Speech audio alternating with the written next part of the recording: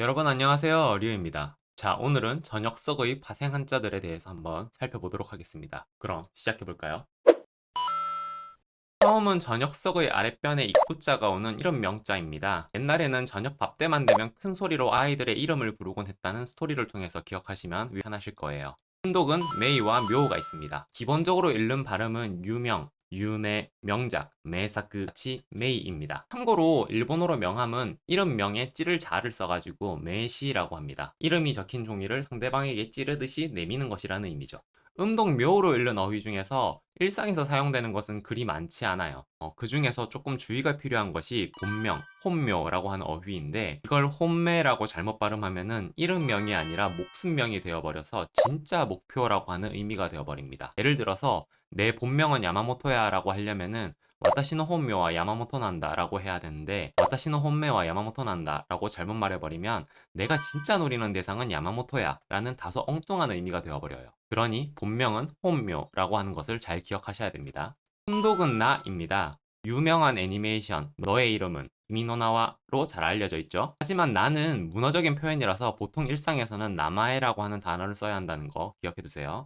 번역석의 오른쪽에 전복자가 오면 바깥 외자가 됩니다. 석양을 보면서 점을 치기 위해서는 바깥으로 나가야 한다 정도의 스토리로 기억해 주시면 돼요. 사실 한자가 간단하고 형태가 독특해서 몇 번 쓰다 보면 금방 외워지는 한자이기도 합니다. 음독은 가이와 게가 있습니다. 기본적인 발음은 가이입니다. 그래서 외부, 가이브, 외국, 가이코크 등 익숙한 단어에 굉장히 많이 쓰입니다. 게는 몇몇 특수한 단어를 읽는 데 쓰는 편이에요. 사용 빈도가 비교적 낮은 다른 단어와는 다르게 외과, 개카는 사용 빈도가 굉장히 높기 때문에 반드시 체크를 해주셔야 합니다. 바깥 외의 훈독은 종류가 많아서 조금 복잡합니다. 소토는 바깥, 외부, 겉면을 뜻합니다.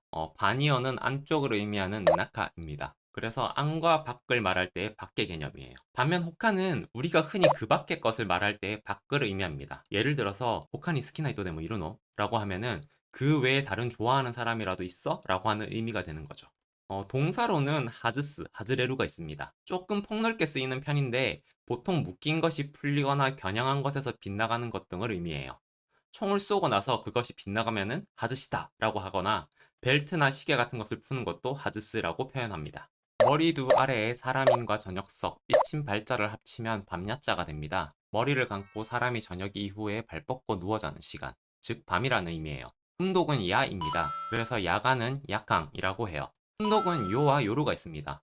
요 자체로도 밤을 의미하지만 비교적 문어적인 표현이고 일상적으로는 요루라고 하는 게 일반적이에요. 그래서 글로는 요가 같겠다, 날이 밝았다 와 같은 문구를 종종 접할 수 있는데 회화에서는 그런 식으로 말하는 건 조금 드물어요. 그냥 아산이 났다 라고 하는 것처럼 간단하게 말을 하는 편이죠.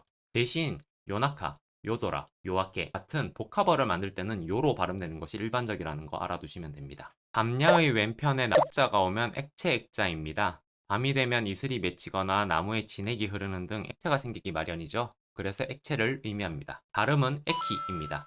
액체, 에키타이, 혈액, 겟스에키 등 중요 어휘가 많으니까 꼭 기억해 주시길 바랍니다. 풀초와 그물망, 덮을멱의 저녁석이 결합된 마지막 한자, 꿈몽자입니다. 교재에서는 이렇게 부스풀이의 스토리화를 통해서 학습을 제안했는데 저는 사실 이 한자의 모양에서 졸린 눈 아래 꼬리가 있는 요괴의 모습을 연상한 후에 저녁 석자를 보면서 목마, 나이트메어와 연결하는 방식으로 기억을 했습니다.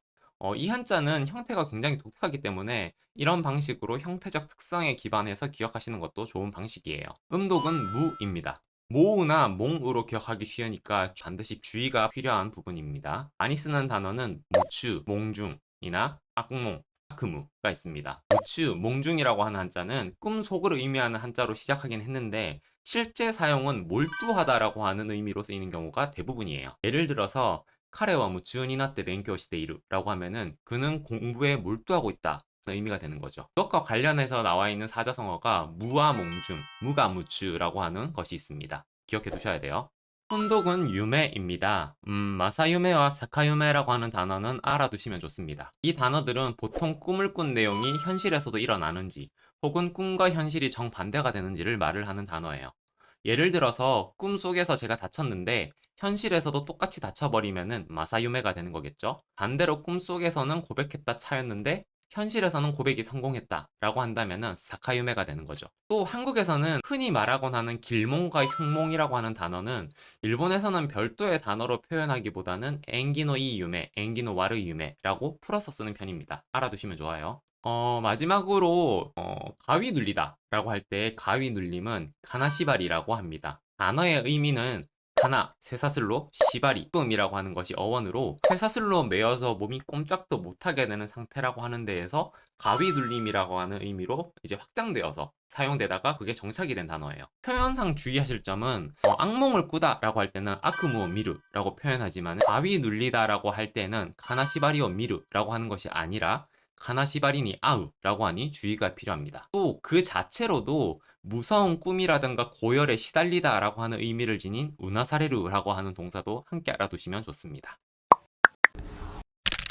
일본어 한자를 공부하기 위한 학습 전략과 학습 테크닉을 담은 PDF 전자책을 출간했습니다. 뜬구름 잡는 소리만 하던 기존의 공부법들과는 다르게 지금껏 다른 분들은 말해주지 않던 효율적인 전략과 테크닉을 과학적인 근거와 함께 구체적이고 세세하게 제시하고 있어요.